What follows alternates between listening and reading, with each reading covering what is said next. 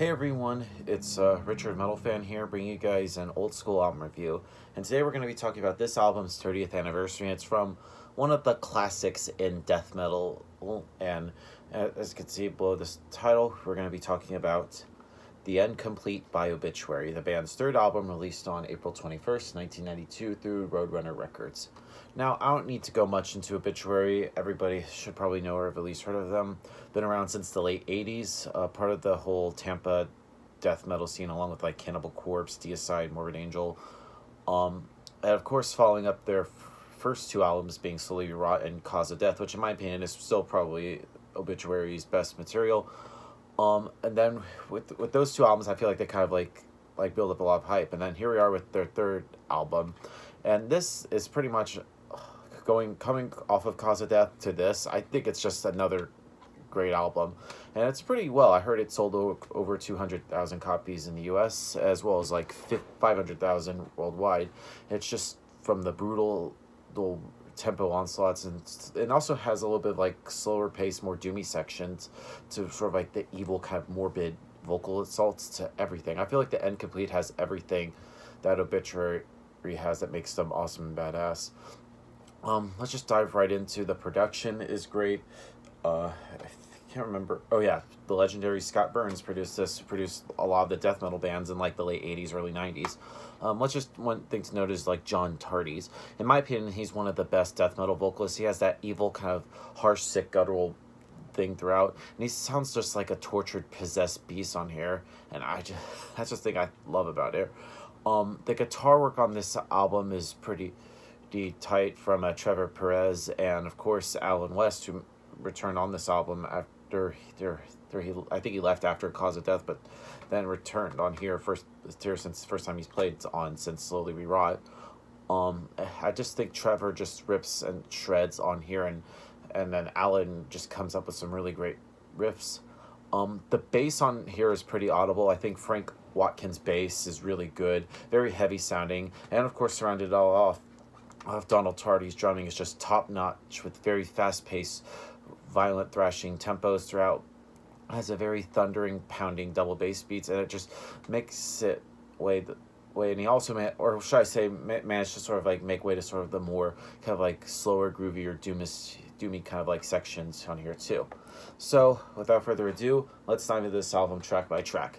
Now, starting things off is I'm in Pain. It's a classic opening track which gets things kicked off with a mean kind of like opening guitar feedback, which is followed by a beastly sick growl, and then Alan comes in with a great guitar solo, and from there the song just gets more heavier and the band delivers all the goods, crushing, grinding riffs and shredding solos, and some insane drumming and an evil kind of like growls. And I feel like this is a classic album opener.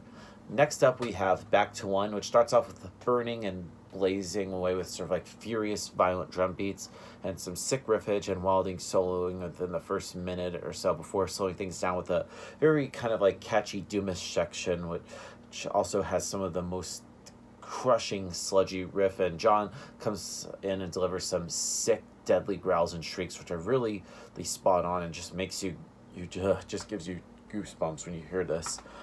Next song on the album is called Dead Silence, and it's another one of my favorites on here. It starts off very slow, yet heavy, with some bone-crushing, very doomish riffs, along with some wailing, spiraling, and even at times melodic solos that, in my opinion, are downright awesome.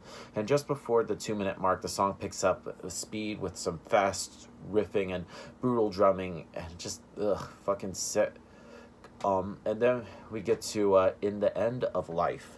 Now, In the End of Life is another killer song that pretty much alternates between sort of like the slower and sedgy mid-paced, full-on, violent, aggressive, thrashy-like tempos like here. And then this song is highlighted by John's wicked vocals, and there's like a sweet blazing solo from Alan West on here with good measure too. And I also love Donald's drumming on here with sort of like plenty of awesome double bass work during like the slower tempos especially. Then we move on to the next song, which is called Sickness. Now, Sickness is another awesome song. Mostly it's just brutally fast and punishing, and everything about it just rips your face off. And Alan just goes full force with, in my opinion, some really sick solo. And then we get to another one of the album's cut on here, which is called Corrosive.